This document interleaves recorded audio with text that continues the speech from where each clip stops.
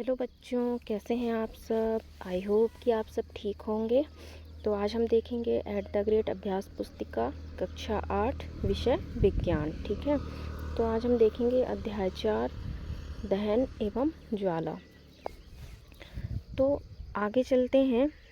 तो आप यहाँ पर देख सकते हैं और इसको देखकर आप भर लीजिएगा। यहाँ पर दिया हुआ है सामग्री का नाम है और कौन सी सामग्री का नाम लिखना है और कौन सी सामग्री देर से जलती है और कौन सी जल्दी जलती है। ठीक है, तो यहाँ पर दिया हुआ है पत्ती, रबर का टुकड़ा, लकड़ी और कांच। तो इधर आपको देख के लिख देना है, मैंने लिख दिया है यहाँ पर।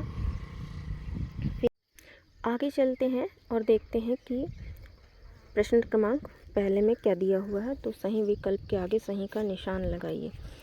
प्रश्न है, निम्नलिखित में से ज्वलनशील पदार्थों के बारे में सही कथन का चयन कीजिए। तो यहाँ दिया हुआ है ऑप्शन ए, इनका ज्वलन ताप निम्न होता है और आसानी से यह नहीं पकड़ते हैं। ऑप्शन बी, इनका ज्वलन ताप उच्च होता है और ये आसानी से आग पकड़ लेते हैं। ऑप्शन सी, इसका ज्वलन ताप निम्न होता है और ये आसानी से आग पकड़ लेते हैं। ऑप्शन डी, इनका ज्वलन ताप उच्च होता है और ये आसानी से आग नहीं पकड़ते। तो इसका जो आंसर है, सही आंसर हो जाएगा ऑप्शन बी। ठीक है, तो इसका जो सही आंसर है वह हो जाएगा ऑप्शन बी। अब हम देखते हैं आगे। अगला प्रश्न देखते हैं, प्रश्न क्रमांक 1 का ही दूसरा ऑप्शन देखते हैं। दूसरा प्रश्न यहाँ पर, जलता हुआ ईंधन व ऑक्सीजन का संपर्क टूटने पर क्या होता है। तो जलता हुआ जो ईंधन है ना, उसका ऑक्सीजन का जो संपर्क टूटता है तो उसके बाद क्या होता है वो देखेंगे। तो इसका ऑप्शन दिया हुआ है, आग बढ़ती है। ऑप्शन बी, आग पर नियंत्रण। ऑप्शन सी, आग और फैल जाती है। ऑप्शन डी, कोई परिवर्तन नहीं होता है ना। तो इसका जो ऑप्शन है तो ऑप्शन बी सही हो जाएगा, आग पर नियंत्रण। ठीक है, अब हम देखेंगे अगला प्रश्न। चित्रानुसार कागज के 2 कप पहले में पानी एवं दूसरा खाली लेकर मोमबत्ती की ज्वाला पर रखते हैं। तो यहाँ पर देख सकते हैं चित्र बना हुआ है। अब हम देखते हैं, दूसरा कप आग पकड़ लेता है जबकि पहला कप जिसमें पानी है आग नहीं पकड़ता बल्कि कप का पानी गर्म होने लगता है। पहला कप जो आग नहीं पकड़ता के संबंध में 2 कथन दीजिए। तो यहाँ पर आप देख सकते हैं कथन, इसमें ऑप्शन दिए हुए हैं। कागज के कप को दी गई ऊष्मा चालन द्वारा जल में चली जाती है। ऑप्शन बा है, जल की उपस्थिति में ताप जल के ज्वलन ताप तक नहीं पहुंच पाता। इसमें है उपरोक्त दोनों कथनों में सत्य है। तो दोनों कथनों में कौन सा सत्य है वह देखेंगे। ऑप्शन ए, केवल आ कथन सत्य है। ऑप्शन बी, केवल बा कथन सत्य है। ऑप्शन सी, आ तथा बा दोनों सत्य हैं।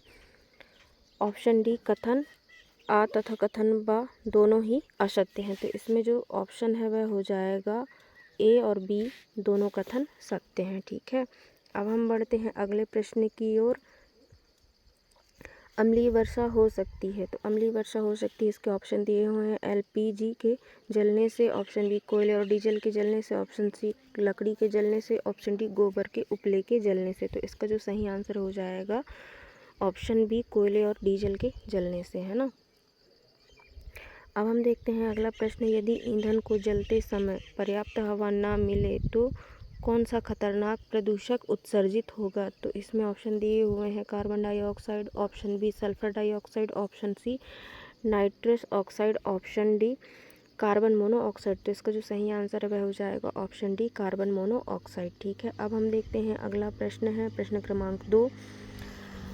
निम्न दिए गए शब्दों की सहायता से रिक्त स्थानों की पूर्ति कीजिए। तो यहाँ आप देख सकते हैं रिक्त स्थान दिया हुआ है। पहले में आ जाएगा किलो जूल प्रति किलोग्राम, दूसरे में आ जाएगा ज्वलन ताप, तीसरे में है कार्बन डाइऑक्साइड और चौथा है इसमें आ जाएगा कम और पाँचवें में आ जाएगा बा है। ठीक है, तो ये आपको खाली स्थान देख के अच्छे से भर लेना है। अब हम बढ़ते हैं अगले प्रश्न की ओर, प्रश्न क्रमांक 3 जो कि लघुप्रिय प्रश्न है। तो यहाँ आप देख सकते हैं 2 चित्र बने हुए हैं, ए और बी, है ना। तो चित्र ए में CO2 गैस भरी है और ऑप्शन बी में O2 गैस भरी हुई है। तो यहाँ पर आप देख सकते हैं प्रश्न क्या दिया हुआ है, देखते हैं। चित्रानुसार दो कांच के जार ए तथा बी दिए गए हैं। ए जार में कार्बन डाइऑक्साइड गैस और बी जार में ऑक्सीजन गैस भरा है। प्रत्येक जार में एक साथ एक एक जलती मोमबत्ती रख दी जाए तो कौन सी मोमबत्ती अधिक समय तक जलेगी और क्यों? तो इसका आंसर आप देख सकते हैं, इसका आंसर दिया हुआ है जार बी में मोमबत्ती अधिक समय तक जलेगी क्योंकि ऑक्सीजन दहन के लिए आवश्यक है और कार्बन डाइऑक्साइड दहन को रोकती है ना। तो इसका आंसर हो गया है। अब हम देखते हैं प्रश्न क्रमांक 4, ज्वलन ताप किसे कहते हैं? गीले कागज तथा सूखे कागज में से किसे जलाना आसान होगा और क्यों? तो इसका आंसर देखते हैं। ज्वलन ताप वह न्यूनतम तापमान है जिस पर कोई पदार्थ जलने लगता है। सूखा कागज जलाना आसान होता है क्योंकि गीले कागज को जलाने के लिए अधिक ऊष्मा की आवश्यकता होती है ना।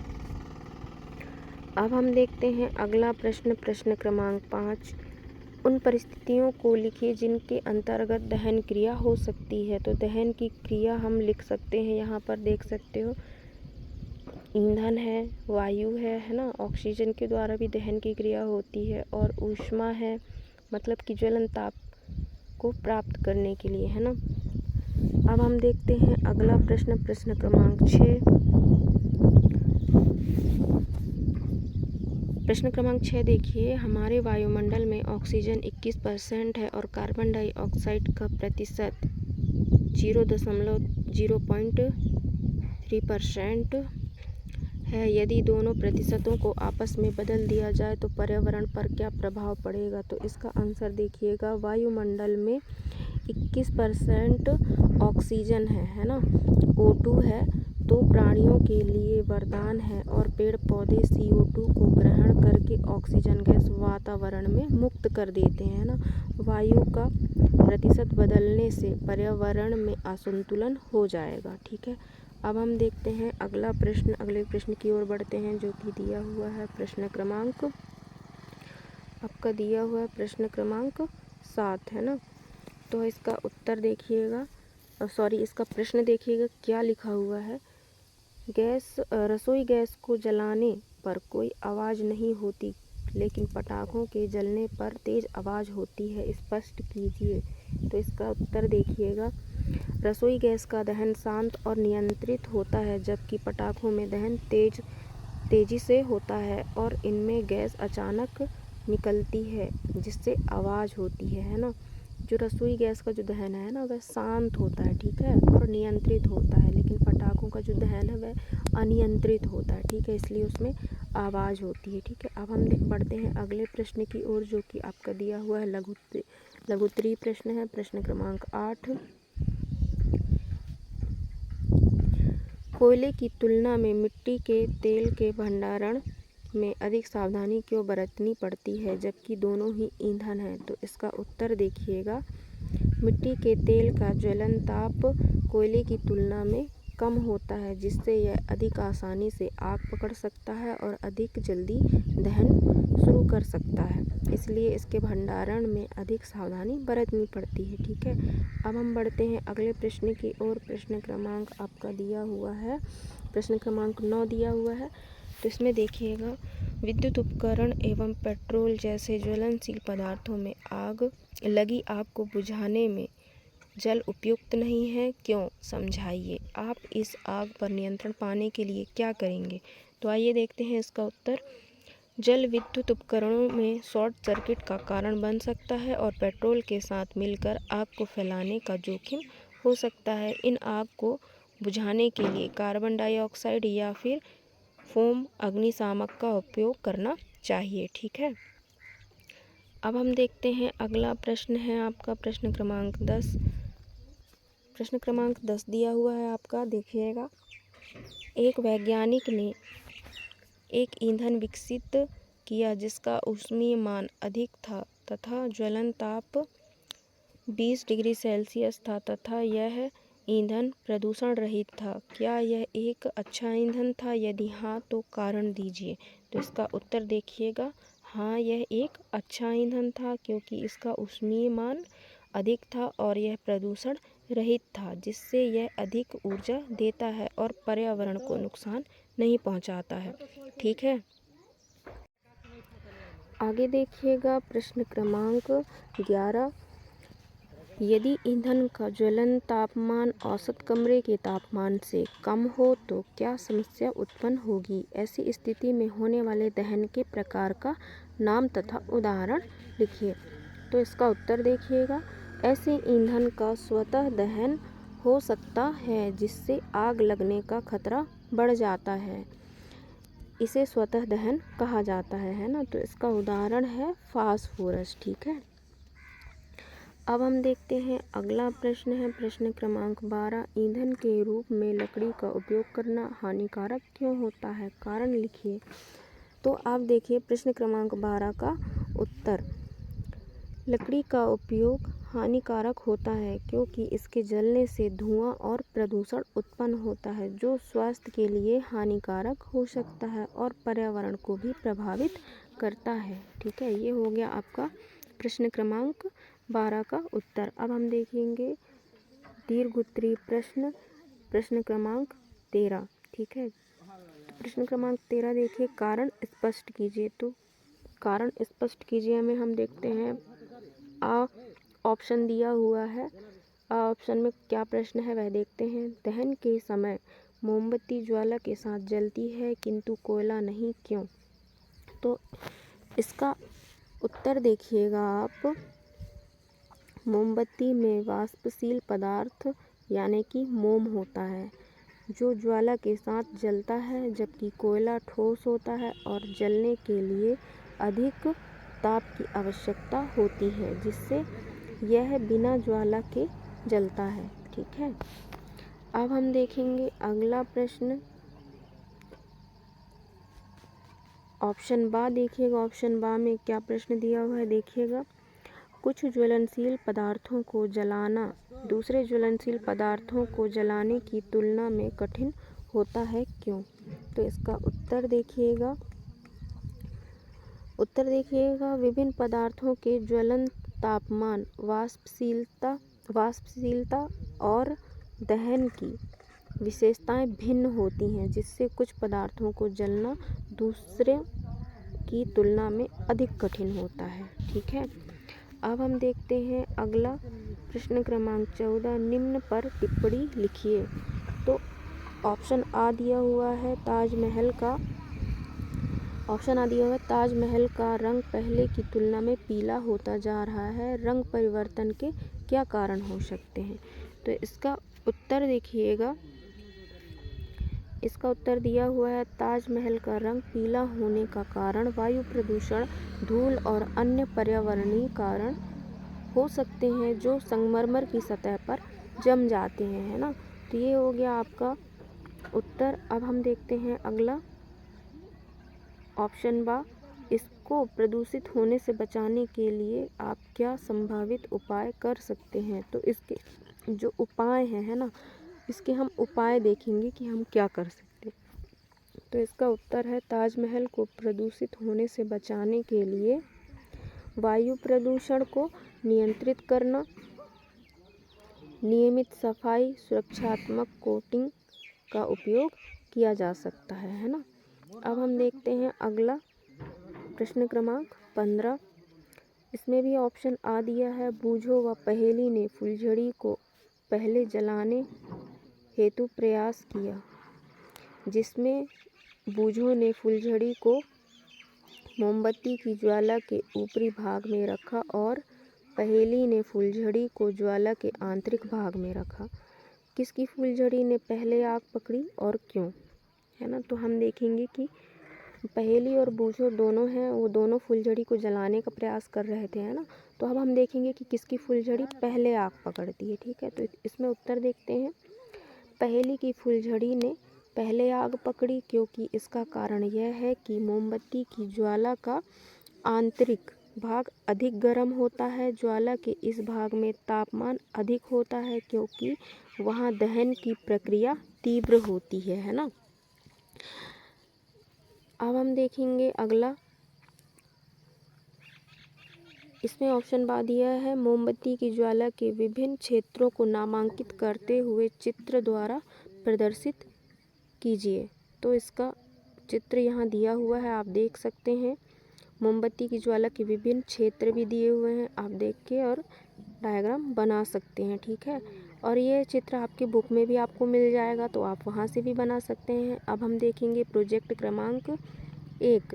प्रोजेक्ट क्रमांक 1 में क्या दिया हुआ है, बूझो व पहेली का घर सालस से लगभग 6 किलोमीटर की दूरी पर है। बूझो के पिता उसे प्रतिदिन मोटरसाइकिल से छोड़ने आते हैं व ले जाते हैं तथा पहेली के पिताजी उसे प्रतिदिन कार से साला लेने आते हैं व ले जाते हैं। बूझो के पिताजी को प्रतिदिन मोटरसाइकिल में आधा लीटर पेट्रोल लगता है, जबकि पहेली के पिताजी को प्रतिदिन साला आने व जाने में 2 लीटर डीजल लगता है। तो इसका देख सकते हैं आप, यहाँ पर दिया हुआ है। अपने माता पिता या अभिभावक की सहायता से पूछकर इस निम्न तालिका को पूर्ण कीजिए। तो यहाँ पर आप देख सकते हैं आंसर लिखा हुआ है, यहाँ पर आप लिख लीजिएगा 3 लीटर और फिर यहाँ इस साइड को लिख लीजिएगा 12 लीटर, यहाँ पर 14.5 लीटर मतलब कि 14.5 लीटर, यहाँ पर 58 लीटर, ठीक है। अब हम आगे बढ़ते हैं। वर्तमान में 1 लीटर पेट्रोल का कुल मूल्य 109 रुपये है। तो बूझो के पिताजी द्वारा 1 सप्ताह में कुल कितनी राशि का पेट्रोल खर्च होगा। तो यहाँ पर आप लिख सकते हैं 381.5 रुपये, यहाँ पर 90 रुपये लिख सकते हैं, यहाँ पर 1305 रुपये लिख सकते हैं। अब हम देखते हैं आगे, डीजल या पेट्रोल के स्थान पर प्रदूषण से बचने के लिए आप वाहनों में किस ईंधन का प्रयोग करेंगे। तो यहाँ पर आप उत्तर लिख सकते हैं प्रदूषण से बचने के लिए पेट्रोल डीजल के स्थान पर आप सीएनजी या इलेक्ट्रिक वाहनों का प्रयोग कर सकते हैं, ठीक है। अब हम देखेंगे प्रोजेक्ट क्रमांक 2। तो यहाँ पर आप प्रोजेक्ट क्रमांक 2 में आप देख सकते हैं आपने अपने आसपास के 10 घरों का सर्वेक्षण कर पता लगाइए कि खाना पकाने के लिए किस प्रकार के ईंधन का उपयोग किया जाता है। इनमें से कौन कौन से ईंधन प्रदूषण के लिए उत्तरदायी हैं। तो यहाँ पर आप उत्तर देख सकते हैं 10 घरों में खाना पकाने के लिए निम्न ईंधनों का उपयोग किया जाता है ना। तो एलपीजी का है उपयोग किया जाता है, लकड़ी का उपयोग किया जाता है, कोयले का उपयोग किया जाता है, बायोगैस का, फिर इलेक्ट्रिक स्टोव का उपयोग किया जाता है, ठीक है। और इनमें से लकड़ी और कोयला प्रदूषण के लिए उत्तरदायी हैं, है ना। अब हम देखेंगे आगे देखेंगे अगला, हानिकारक ईंधन स्वास्थ्य एवं पर्यावरण पर क्या प्रभाव डालते हैं, अपने विचार लिखिए। तो यहाँ पर उत्तर देखिएगा, हानिकारक ईंधन जैसे लकड़ी और कोयला जलने पर वायु प्रदूषण करते हैं, जिससे सांस संबंधी बीमारियां हो सकती हैं। इसके अलावा ये पर्यावरण को नुकसान पहुंचाते हैं, जैसे कि ग्लोबल वार्मिंग में वृद्धि और जंगलों का विनाश, ठीक है। बेहतर विकल्प के रूप में बायोगैस, इलेक्ट्रिक स्टोव या सौर ऊर्जा का उपयोग किया जा सकता है, ठीक है। तो यहाँ पर आपका ये पार्ट हो गया कंप्लीट। अब मिलते हैं अगले पार्ट में अगले प्रश्न उत्तर के साथ, ठीक है। तो तब तक के लिए बाय बाय, नमस्ते, और अपना ख्याल रखिएगा और वीडियो को शेयर कर दीजिएगा, लाइक कर दीजिएगा और चैनल को सब्सक्राइब कर दीजिएगा। Thank you.